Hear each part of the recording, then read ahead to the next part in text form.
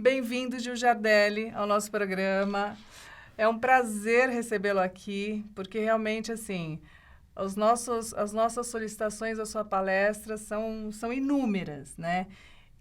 O Gil, ele tem várias palestras, mas aqui a gente vai tratar só de algumas. Eu gostaria de perguntar logo de cara, Gil, como a sociedade em rede impacta nos negócios e na carreira?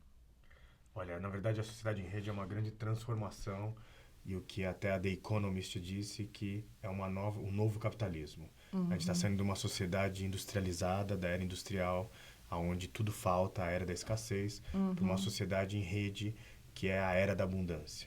E com a era da abundância vai sobrar água, vai sobrar tempo, vai sobrar negócios, vai sobrar, na verdade, dinheiro para qualquer um dos 7 bilhões de pessoas. Só que para isso vai ter um momento de dor, um momento onde vão alcançar esses níveis quando a gente levar a educação de alto impacto para todas as pessoas desse planeta. Então, E o é que está em isso que jogo... você passa para as equipes?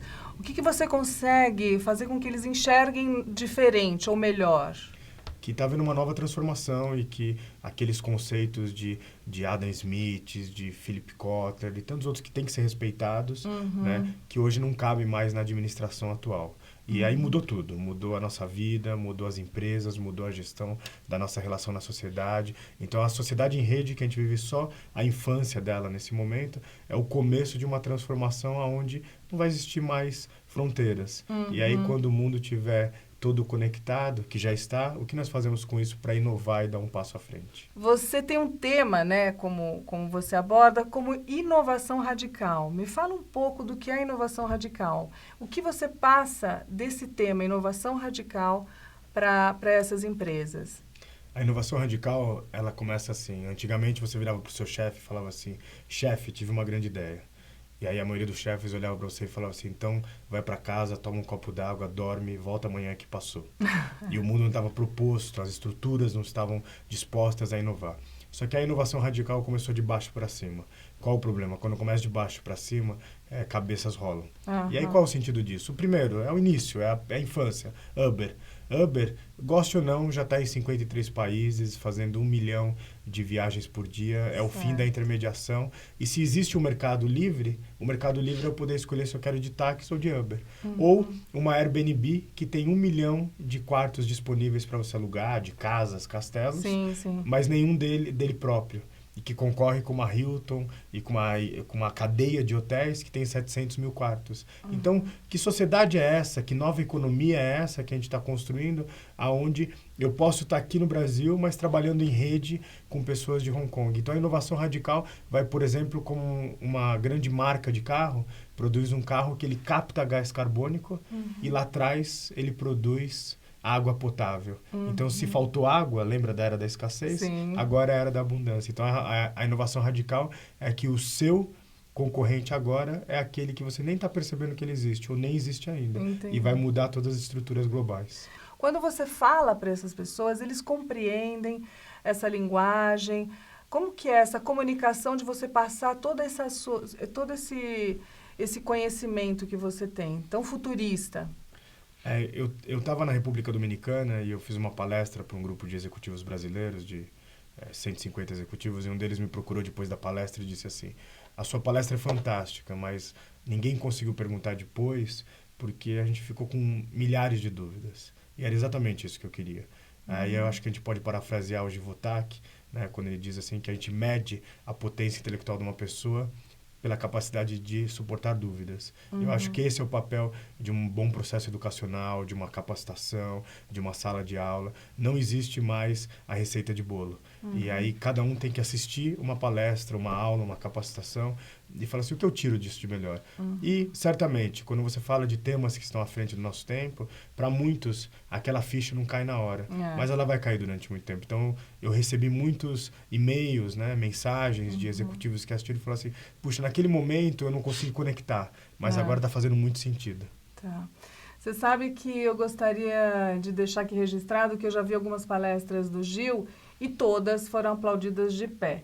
Mas agora eu queria entrar num assunto super curioso e que desperta assim, uma atenção da plateia, que são os humanoides, né? O Gil, ele trabalha com robôs. Eu não vou falar para deixar você explicar para não cometer nenhum erro. Me fala dos humanoides e como você utiliza os humanoides dentro desses conteúdos de palestra. Então, hoje a gente está vivendo uma sociedade robotizada. Então, por exemplo, já tem robôs que estão cuidando de pessoas que estão com problema de locomoção, pessoas de até 80 quilos. Tem outras robôs que estão substituindo pessoas em locais de venda de lojas, né? De lojas de café, por exemplo. Enfim, aonde você imaginar já tem a robotização. E a gente está vivendo um desemprego tecnológico muito grande, agora ele começa a chegar também nos altos executivos. E aí, só que qual é o grande problema? Quando a gente der a mão para os humanoides e para a inteligência que ele tem, vai se abrir uma frente de novos trabalhos ligados à inteligência, porque o melhor do ser humano é quando ele desenvolve a sua plenitude da inteligência. Então, o emprego de fordiano, de apertar parafuso, vai ficar para os robôs. E o que vai ficar para nós é essa economia criativa. Então, hoje eu tenho dado palestras usando um robô chamado Now. É um humanoide fantástico. Ele tem mais ou menos... Ele é baixinho na estatura, mas um gigante na inteligência.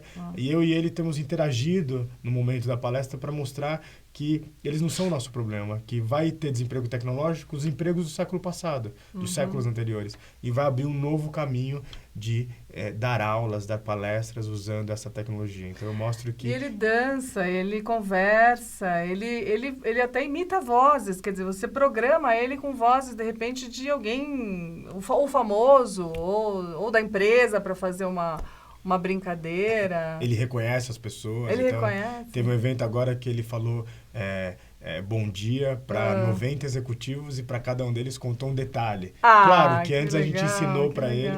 Então o executivo chegava com o seu celular assim, passava um QR Code que ele recebeu um dia antes da palestra. E ele falava assim, olá, Angélica, nossa, como você está bonita hoje, seu cabelo... E conta um detalhe, assim, fala assim, parabéns, a sua filha passou na universidade. Pronto, você já ganhou a plateia, né? Mas a ideia é mostrar que os humanoides são nossos amigos, que haverá um momento de, digamos assim, ranger dos dentes, mas depois vai abrir um caminho que os melhores momentos do mundo é quando a gente está na frente de alguém de carne e osso. E aí está faltando tanto tempo, porque o trabalho consome, e só que quando a gente lembra, quando a gente está aqui conversando com alguém inteligente, está com uma pessoa bacana, então vai sobrar mais tempo para a gente fazer as coisas fantásticas do mundo. Que legal. É um prazer conversar com você sempre, Gil. Muito obrigada. Certeza que quem está ouvindo a gente agora, você atribuiu assim algumas lições aí sobre tecnologia, porque vocês não imaginam, mas ele também é a favor da gente se desplugar quando estamos diante de seres humanos. Experimente a desconexão. Porque aí fica digamos assim, uma pimentinha. Tem algo que eu falo no final da palestra que é sobre o coeficiente espiritual. Que legal. Que aí é assim, como que conectado digitalmente, mas quando eu me desconecto, o que acontece nessa área da ciência, que é ciência pura do que os romanos antigos já falavam, corpo são, mente sã, alma sã. Muito obrigada, Gil. Até uma próxima. Obrigada.